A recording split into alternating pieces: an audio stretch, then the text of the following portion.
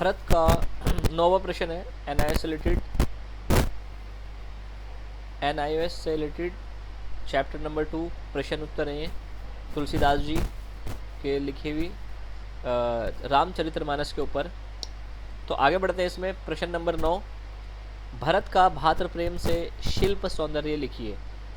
तो इस तरीके से पेपरों में क्वेश्चन आएंगे तो आपको ये हल करने, ठीक है। तो इससे रिलेटेड 25 नंबर के समथिंग में इसमें से आएगा, ठीक है। ये वाला जो चैप्टर नंबर 2 है, 4 है, 5 है।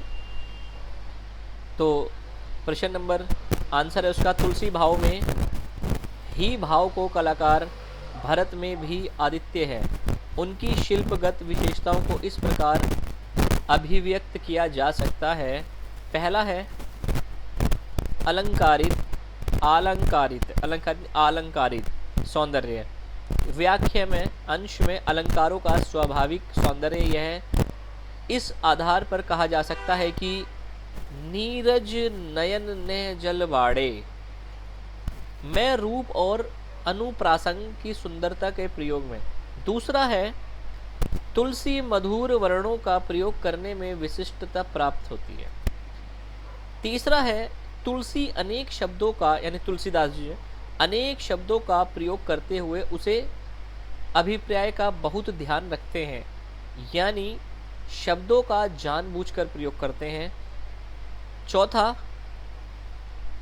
रामचरितमानस की रचना परिष्कृत अवधि में की गई है, लेकिन यह अवधि बहुत ही मधुर प्राचीन भाषा में है। और आपको पता है कौन सी भाषा में? संस्कृत भाषा में। छंद कवि में अपने महाकाव्य की इस व्याख्या में अंश में दोहा या चौपाई छंद का प्रयोग किया जाता है। तो प्रश्न नंबर 10 आ चुका है और जुड़े रहिए हमारे साथ। हमारी वीडियो को शेयर करते रहिए उन बच्चों को जो बच्चे NIOS में पढ़ रहे हैं, इस क्लास में है। भरत का भातृ प्रेम शीर्षक वाक्यांश में आज के संदर्भों में प्रासंगिकता बताइए। तो इसमें जो है अगला प्रश्न का आंसर है, यानी 12वें का, भरत का भातृ प्रेम आज के संदर्भ में नहीं दिखाई देता। आज भाई भाई का दुश्मन बना हुआ है। भाई में ना तो आदर भाव रहा और ना ही विश्वास भाव रहा। आज के युग में केवल धन का संबंध सबसे बड़ा समझा जाने लगा है। आज समाज में सुव्यवस्थित करने की ज़रूरत है। यह तभी संभव है जब भाइयों भाइयों में इस तरह का प्रेम भाव स्थापना हो जैसे भरत और राम का प्रेम भाव दिखाई देता है। अब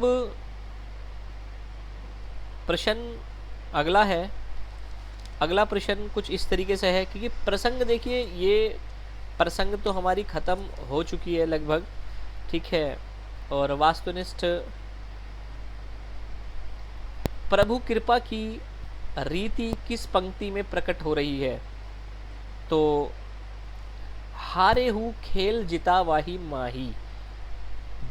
दूसरा, भरत माँ के प्रति अपराध भाव से ग्रस्त है क्योंकि इसका आंसर है के वनवास दियाई ने राम, ठीक है। अब तीसरा क्वेश्चन है, भरत के अनुसार कौन सी विशेषता राम के स्वभाव की है?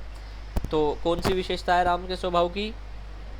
वे अपराधी पर भी क्रोध नहीं करते थे। इसका उत्तर है नीरज। चौथा प्रश्न, नीरज नयन नेह जल बाड़े कथन में कौन सा अलंकार नहीं है?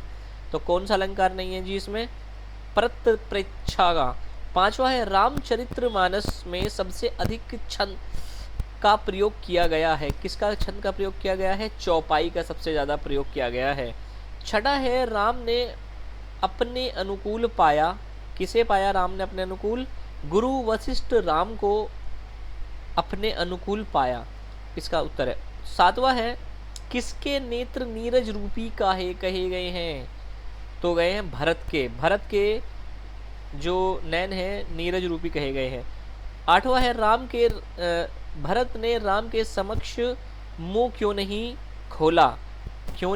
इसका आंसर है प्रेम और संकोच वंश की वजह से। हमारी वीडियो को लाइक करें, शेयर करें, सब्सक्राइब करें। अगला है सूरदास का।